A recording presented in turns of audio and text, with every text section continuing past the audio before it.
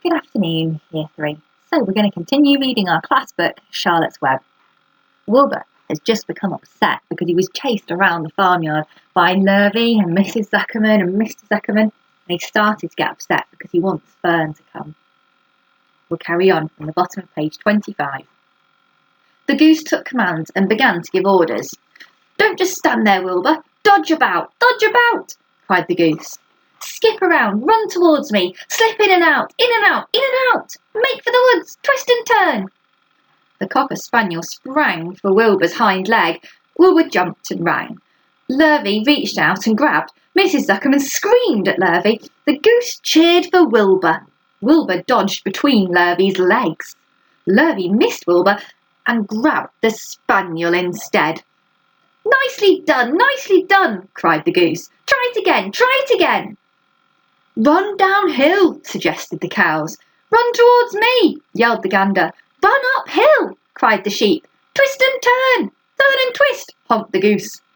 Jump and dance, said the rooster. Look out for Lurvy, called the cows. Look out for Zuckerman, yelled the gander. Watch out for the dog, cried the sheep. Listen to me, screamed the goose. Poor Wilbur was dazed and frightened by this hullabaloo.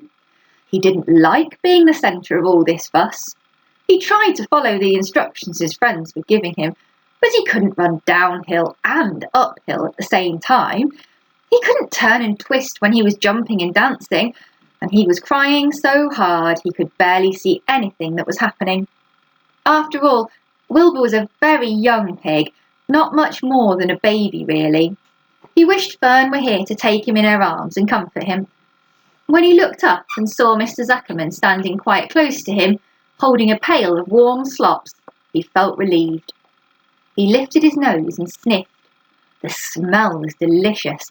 Warm milk, potato skins, wheat middlings, toasted cornflakes, and a popover left from the Zuckerman's breakfast. Come, pig, said Mr. Zuckerman, tapping the pail. Come, pig. Wilbur took a step towards the pail. No, said the goose. It's the old pail trick, Wilbur. Don't fall for it. He's trying to lure you back into captivity, isn't he? He's appealing to your stomach. Wilbur didn't care. The food smelled appetising. He took another step towards the pail. Pig, said Mr. Zuckerman in a kind voice, and began walking slowly towards the barnyard, looking all about him innocently, as if he didn't know that a little white pig was following along behind him. You'll be sorry, called the goose. Wilbur didn't care. He kept walking towards the pail of slops. You'll miss your freedom, honked the goose. An hour of freedom is worth a barrel of slops. Wilbur didn't care. When Mr. Zuckerman reached the pig pen, he climbed over the fence and poured the slops into the trough. Then he pulled the loose board away from the fence so that there was a wide hole for Wilbur to walk through. Reconsider, cried the goose. Wilbur paid no attention. He stepped through the fence into his yard. He walked to the trough and took a long drink of slops, sucking in the milk hungrily and chewing the popover. It was good to be home again. While Wilbur ate, Lurvy fetched a hammer and some 8-penny nails and nailed the board in place. Then he and Mr. Zuckerman leaned lazily on the fence, and Mr. Zuckerman scratched Wilbur's back with a stick. He's quite a pig, said Lurvy.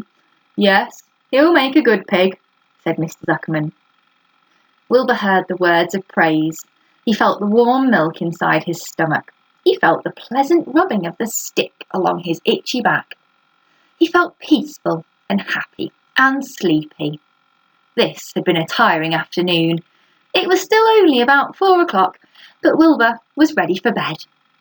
I'm really too young to go out into the world alone, he thought as he lay down. And now time for some questions. There are 4 questions for you to think about today. Number 1, how did Wilbur get past Lurvy? Number 2, what do you think hullabaloo means? Have a look on page 27 to find that word and see what it might be describing. Number 3, What is the old pail trick that encourages Wilbur back to his pen? That's what the goose calls it, the old pail trick. But what is it? Number 4. Will Wilbur be able to get out of his pen again? Look at the end of the chapter and see what might stop him or what might keep him in. Okay, looking forward to hearing your answers. Thank you.